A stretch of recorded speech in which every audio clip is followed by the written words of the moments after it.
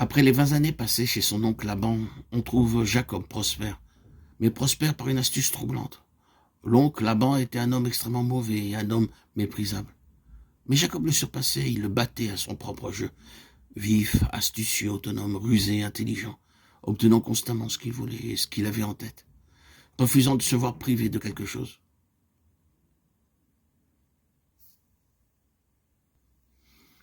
Si à un certain moment il est frustré, il poursuivra jusqu'à ce qu'il obtienne ce qu'il désire.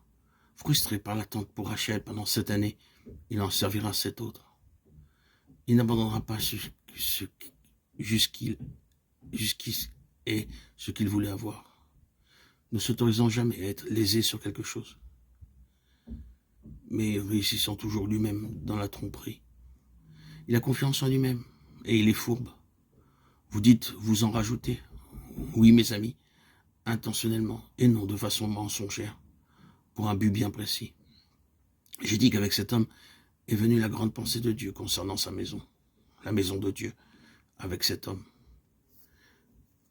Et là-dedans, je trouve l'un des plus grands réconforts et encouragements qui puissent jamais venir envers un homme. Combien de fois il est arrivé que Dieu ait délibérément choisi un homme, une personne, un instrument pour un but, qui en soi ou qui en lui-même est évidemment la plus grande contradiction de ce but. Que dans ce genre de personne, Dieu devrait démontrer que son but n'est pas cela, qu'il est autre que cela, totalement différent de cela. Et ainsi, vous trouvez encore et encore que des instruments utilisés par Dieu sont constamment en contradiction avec eux-mêmes. Dans la chose sur laquelle ils sont engagés, ils doivent dire « je ne suis pas ainsi fait ». Vous savez, ce n'est pas ainsi que je suis constitué. Je n'aurais jamais été dans ceci après cela. Si cela dépendait de moi, je suis uniquement dans ceci par la grâce de Dieu. Je suis seulement dans ceci par la puissance transformatrice de Dieu. Je ne suis pas ainsi naturellement. Non, je suis autre par nature. Les serviteurs de Dieu ont dû dire cela à Dieu, lui-même plus d'une fois. Moïse, appelé à partir et parler, à aller devant Pharaon et à faire un discours, a dit « Non, tu as choisi le mauvais homme, je ne sais pas parler, je ne suis pas quelqu'un d'éloquent. » Et lorsqu'il est finalement allé, il faisait quelque chose pour lequel il n'avait aucune qualification naturelle.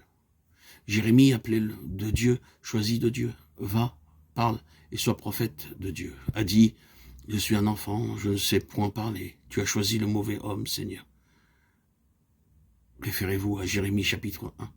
Et regardez encore tous ces hommes. Considérez Pierre, si vous le voulez. Voyez comment par la suite Pierre faisait tout ce qu'il n'aurait jamais fait et démontrait qu'il serait ce qu'il n'aurait jamais été jusqu'à ce que Dieu se saisisse de sa vie et lui fasse faire ce qu'il n'aurait jamais fait et lui fasse devenir ce qu'il n'aurait jamais été. Ce fut vrai de Paul, mais ici cela est ainsi dans toute la mesure où Jacob était concerné. À quel point il était naturellement impropre à cette idée de la maison de Dieu. Combien il était inapte et indigne pour cette immense conception divine, la maison de Dieu. Trouvez du réconfort en cela. Mais voyez, ce que Dieu fait est une chose très pratique. Nous soutenons que si Dieu veut faire une chose, il devrait avoir quelque chose qui soit tellement adéquat, propre à la tâche, afin que cela se poursuive juste très facilement. Et ce que nous découvrons, c'est que ceux que Dieu choisit ne sont pas appropriés dans ce sens, mais appropriés dans un autre sens, pour être une sphère de la démonstration de ce qui est contraire à ce qu'ils sont par nature. Cela a été forgé en eux, et vous ne devez pas former quelqu'un s'il convient déjà. L'histoire de Jacob, durant les 20 années suivantes, fut l'histoire d'une œuvre en relation avec la pensée divine, dans un homme qui était totalement une contradiction à cette pensée divine. C'est ainsi. Et ensuite, à la fin des 20 années après qu'il eut trompé Laban, par mont et par veau, et qu'il eut pris le dessus sur lui, à tout bout de champ, à présent, il lui vient à l'esprit de retourner chez lui. Il est prospère, il a obtenu tout ce que son cœur désirait ardemment, y compris Rachel et Léa. Une grande multitude de bétail et tout le reste. Il commence à organiser le cortège, le divise en 2 camps pour faire une énorme impression, intriguant encore. Et pourquoi revient-il?